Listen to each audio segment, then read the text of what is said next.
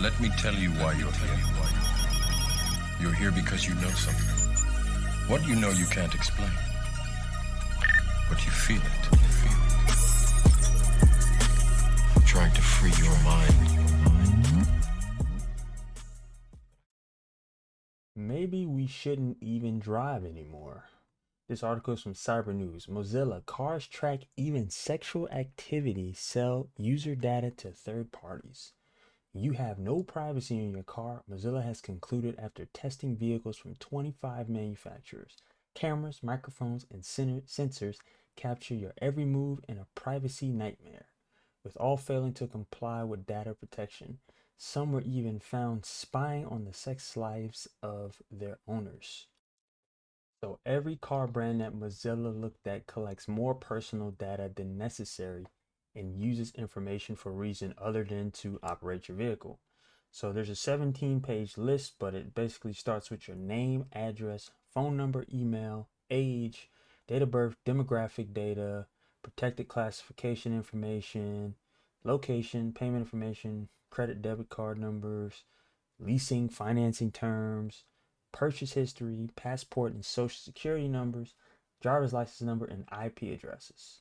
And it says, then the list takes an altogether creepier turn, including highly personal data such as sex life or sexual orientation information, health diagnosis data, genetic information, various biometrics such as face and fingerprints, biological and physical characteristics, voice prints, sleep data, religion, exercise data, and immigration status. So Nissan is the car company that is one of the ones doing the creepiest categories of data collection. They're the ones that's responsible for the sexual activity. And there are about 6 other car companies that can collect your genetic information as well. They can collect super intimate information about you, from your medical information, your genetic information, to your sex life, how fast you drive, where you drive, what songs you play in your car in huge quantities. Then they can invent more data about you through influences like your intelligence, abilities, and interests. So they said the Mozilla Foundation found that 84% of these car makers share or sell user data with data brokers, service providers, and if the law enforcement is involved, 56% of car companies will share the data to request without a court order. 92% of these car companies, the drivers have no control over the data except Renault and Dacia.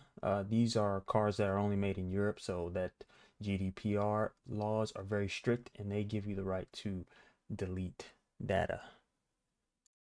But the most interesting part of this is Tesla's customer privacy. So you have the right to opt out of getting your data sold and shared by Tesla.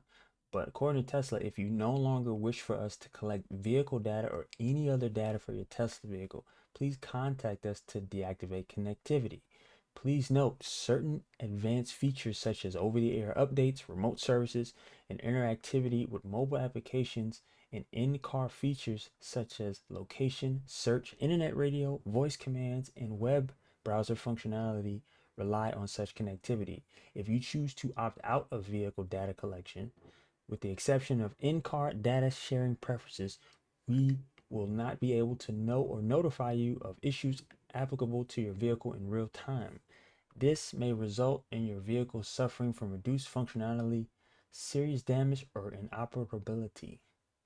So you possibly won't even be able to drive your car, drive your Tesla, if you say, yeah, I want to opt out of all this data collection. Tesla will say, yeah, too bad.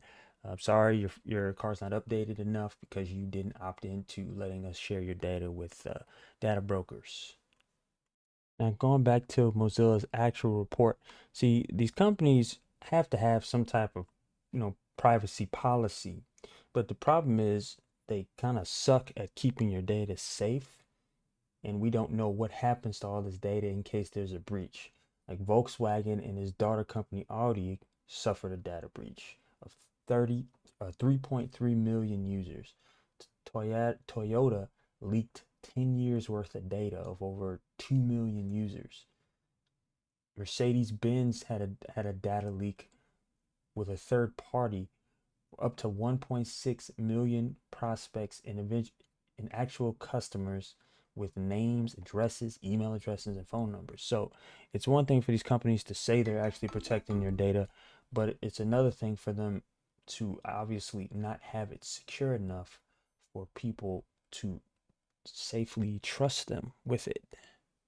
So you may be doing like thinking like, well, what am I supposed to do then? I gotta drive, right? And that's true. But a lot of these apps and these things included to your car are connected to your phone. So if you want to kind of protect yourself, the best solution is to just use as little of these services as possible unless you absolutely need them. Some of these things don't necessarily need to be connected unless they absolutely need to. You can turn a lot of these things off. And most of these cars have connected apps or CarPlay. Just go through those settings and say if you don't need them to share your GPS data, or you don't need them to have all your music playlists saved in your car.